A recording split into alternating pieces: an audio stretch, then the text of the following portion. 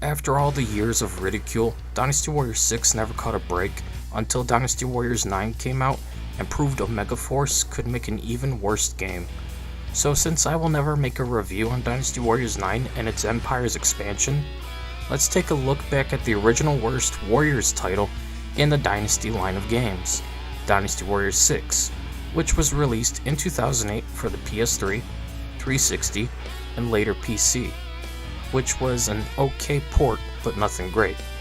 I'll cover more about it later since we're reviewing the PC version, but they later released the game on PlayStation 2 in 2008, which added new content and was a gift for the previous generation fans. It basically fixed some of the characters by giving some of their unique weapons back, some additional small content, and brought back Menhuo.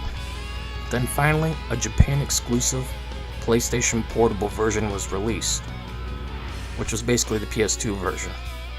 So, since it's been nearing 20 years since the game came out, good God, time stopped moving so fast. Let's take a look back at DW6 and find out if it's truly a bad game, or if we fans were just being Puritans. This is such a terrible bother. The original combat system was scrapped in favor of a new system. They thought Westerners would like this one more. Oh boy howdy were they wrong. Western critics were quick to condemn the changes to the game, especially the combat. Instead of the classic square triangle, you now have a Renbu system, where you just keep light attacking till you stop, the enemy stops you, or you use the strong attack. This means you have a smaller combo set and little to no variety. They removed the bow as well. Horse combat was greatly improved, however, and would only get better till 9 butchered everything as per usual. One great addition to the combat is how battles play out. Sadly, the Empire base mechanic is still here and is required if you want to win anything, just like Dynasty Warriors 5 ruined Musōu mode with it. However, one great change is the siege mechanics. You can now besiege an enemy wall by clearing the area of guards, so engineers can build ladders, catapults, ballistas, and battering rams. Enemy troops and officers will go for your siege equipment and engineers, so protect them so you can easily scale the walls and clear everything above, from ballistas and archers to freaking boulder throwers. And they can all deal great damage to you and your siege equipment. Archers are a lot more deadly in this game compared to 4 and 5. Another thing you will notice in-game is a basic real-time duel system. You will hear a gong, and both sides of troops will surround you and another officer. If you try to leave, the enemy troops will swat you back into the circle. There is no real point to this, it's just a pathetic attempt to bring back duels from Dynasty Warriors 4, but not really. With no real morale or item gain, it's just a tacked on mechanic. I do not fear the pain. The game removed several officers that were introduced all the way back in Dynasty Warriors 3, with only 41 in the game versus the last 48. Those removed were Dai Xiao, Zhang Wei, Menhuo, Pandai, Shinkai, Zhurong, and Zhuo Si. Yes, they removed important characters like Jian Wei, who was a student under Zhuge Liang, who took things over upon his death at Wujing Plains. They also removed Waifu Shinkai, and the Namen were scrapped altogether. Yeah. Now you may be wondering, does this mean they added new ones to replace those removed? Nope. They just removed those 7 and didn't do anything to expand the roster. Those who were unlucky and were a part of Dynasty Warriors 6 look awful and play awful as well. From the anime redesigns, What the hell is even that? to the removal of iconic, unique weapons and movesets, making the majority of officers clones of each other, using generic swords and spears. Barely anyone is unique. This means Sun Ce lost his tonfas in favor of a spear. Xiao Yun lost his sword in favor of a staff. Tasu Shi lost his wife beaters. Lu Bu, of course, losing his halberd for a stupid blade thing that has the worst combat imaginable. You even butchered Lu Bu? What the fuck is wrong with you, Omega Force? Foolishness. Storytelling has never been this good, until Dynasty Warriors 7 came and wiped the floor clean of every other title combined. Still to this day, DW7 is the pinnacle of storytelling for Dynasty Warriors games. But at least you can see the concept here in 6, where there's more character interaction and longer cutscenes for before and after battles, with a bit more emotional scenes included, like standing over Liu Bei's corpse after Yi Ling, or watching Lu Men perish to an arrow at Fan Castle. They really tried, but didn't go far enough till the next game, where they improved everything, especially the combat. This time, Musōu mode is about individual officers, so get ready to repeat the same stages over and over again.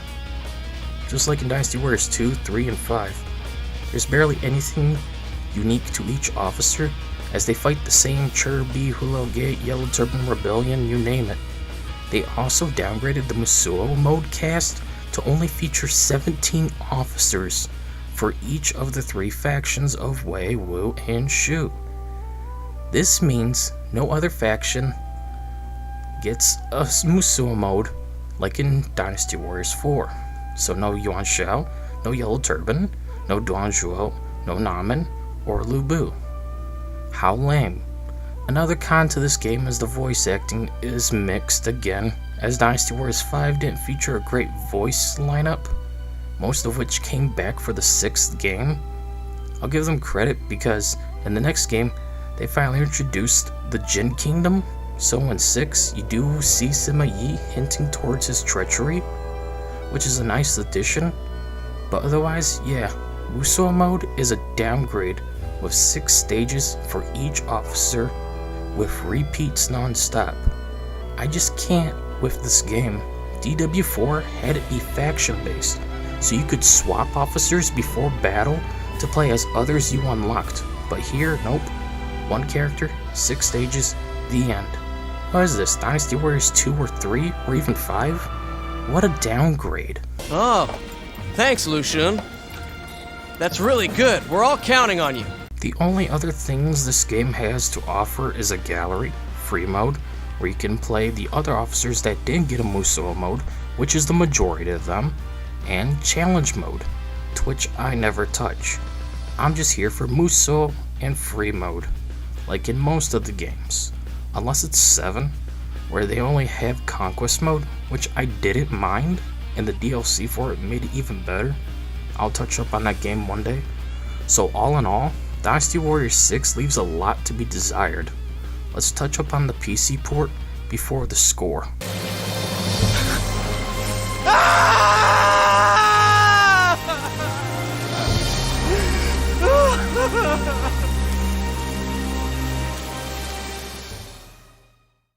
The PC port seems to be based on the Xbox 360 version, and there really isn't any enhancements to it. The graphics are basically the same, with just a slight increase of troops on the screen. You can't use the anti-aliasing in the graphics setting for some reason, and the controls are backwards and awful. You can't use the D-pad for anything, you can't use the right analog stick for the camera, instead you use L2 and R2 for the triggers if you're on Xbox controllers. If you want to pause the game, you have to use the keyboard. Most of your controls are not mappable to the controller, so get ready for a clunky, mediocre experience. How interesting. I feel as if scales have fallen from my eyes.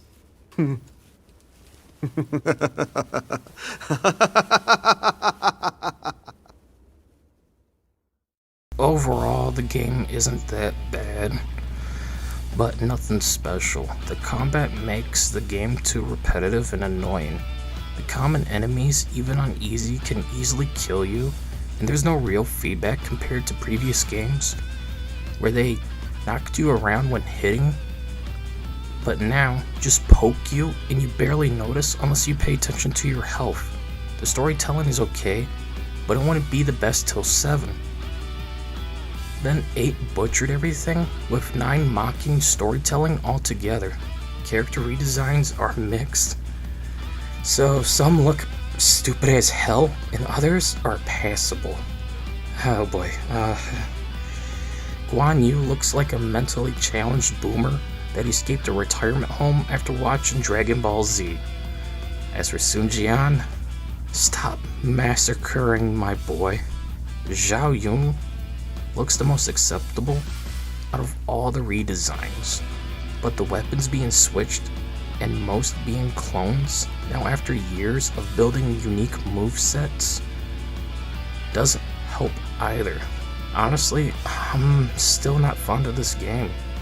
I've beaten only Lu Xun and Zhao Yun's Musou mode because the game is so mind-numbingly droll in comparison to every other game, except 9. So I do not recommend the game and give it an easy mediocre rating. It's not the worst, but it originally was for a very, very good reason. Thankfully though, it was dethroned by a worse Dongzhuo a decade later. Anyways, that's it for this video. See you all later. I need a 52-ounce, zero sugar Pepsi and a large pepperoni pizza to calm my nerves after playing this trash heap of a game. He is a strange one. Still, you know, I would like to meet him again. Nope.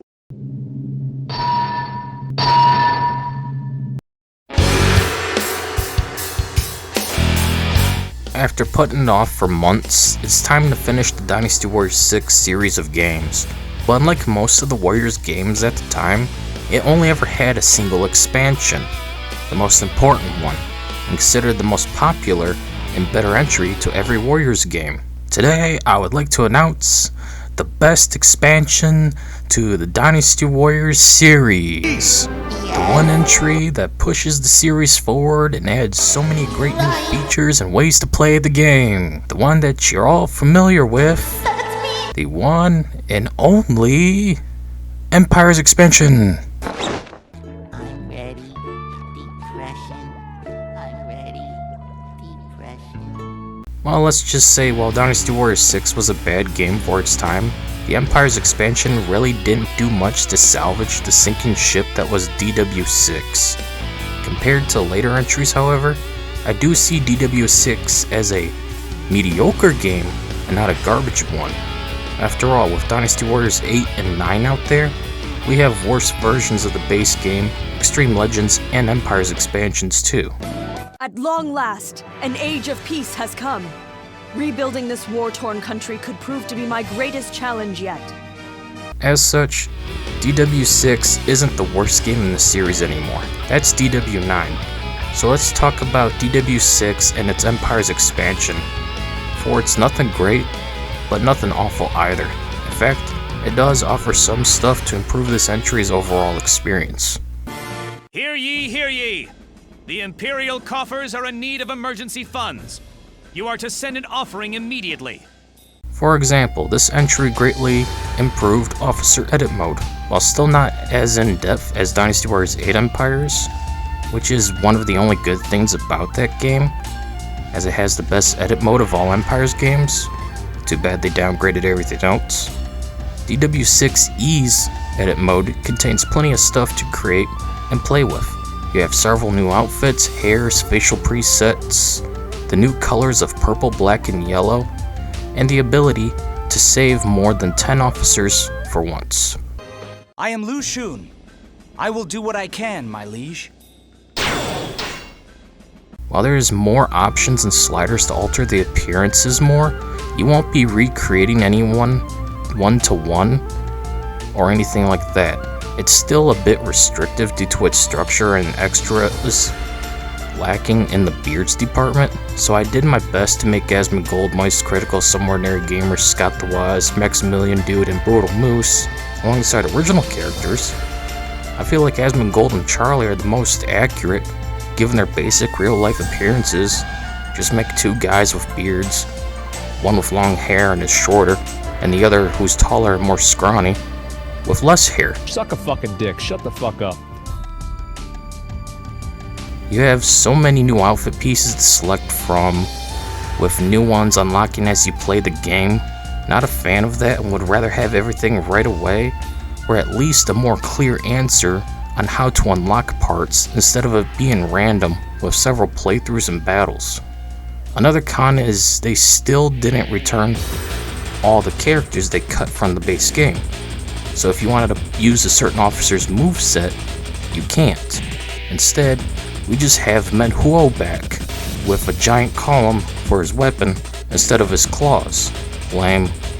Where's my waifu Zhurong? Shameful display! Combat is the same as the base game, but feels somehow better. Not sure if they did alter things, but it's still the same combat system. The Renbu system, I think they called it. You just keep swinging your weapon and racking up endless combos till you either stop, get hit, or even use your strong attack for the same exact strong attack each time. The combat is still repetitive and shallow. I am overjoyed to see that the righteous flames of justice burn brightly within you. I honestly didn't enjoy the combat in the base game, and neither here. In fact, it gets more repetitive in this game, given you have to conquer each individual territory instead of just taking out the capital of the defending kingdom.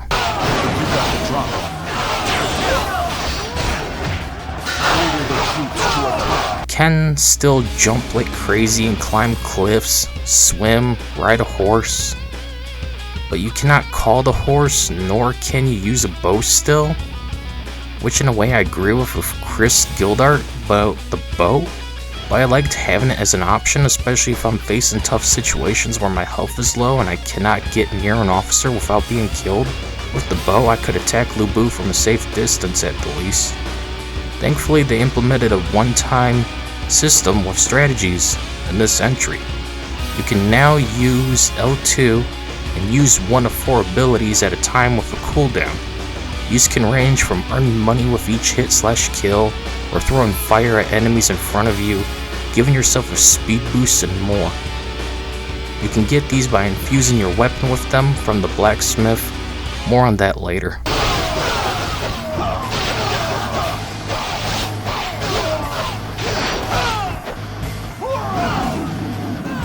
If you've played an Empire's game, you know what to expect. Go and take the enemy main camp and defend yours. Take other bases along the way to make a connection between your base and theirs to take the main camp. Give orders to your officers and fight hordes of enemies. The various unique units return, and the AI is aggressive. I'll give them credit for that at least. The game can offer challenge if you let it, unlike later games. Very well. You won this round, but I will have the last laugh. I barely broke a sweat. I must not fall here. I will withdraw for now. I barely broke a sweat. The strategy was downgraded to being just one-time cards. You select one or more depending on resource orbs. Each card offers a different ability, like having more attack during a defense battle, but lower defense, or restore 500 troops to a single officer. Yep, they removed the policies of old in favor of cards. You cannot select from various things anymore, and it sucks. So the plan was a success. May the Crimson Flames consume the enemy ranks. You have a few stores to visit, like the training center. Using money, you can increase your stats like attack, defense, health, and so on, speed.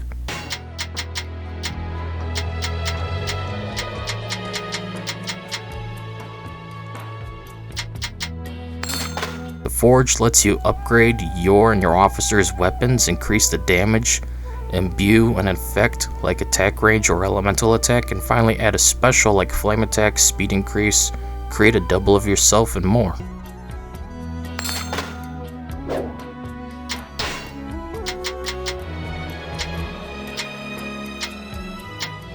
Come back anytime. The stables lets you buy new mounts if you have the money. This is where you can get Red Hair, the best horse in Warriors history.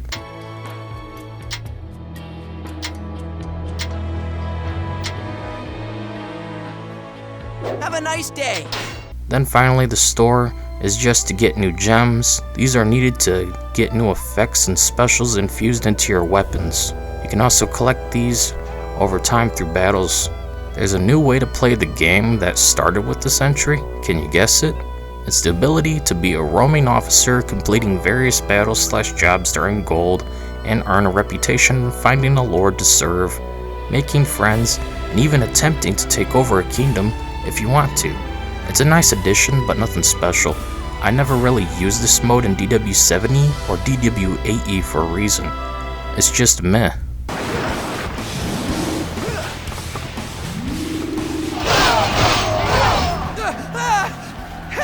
After you clear a scenario, you earn bonus points. These can be used to unlock color palette swaps for unique officers, wallpaper, voice lines, and can be used to start new Empire scenarios with everything unlocked. There's a checklist of pre-made objectives you can complete to earn bonus points, but they're hidden till you complete them. So what's the point of the list?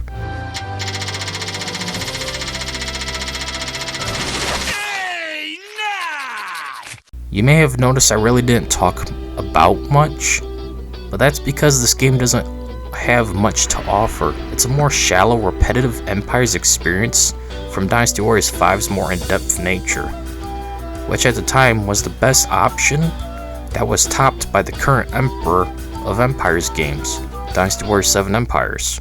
Ah, thank you for coming. It is a rare warrior who values loyalty even among all this chaos. I shan't forget this. So what else can we even talk about? The music is fine, but I'd rather listen to the older games soundtracks and do choose to during battles.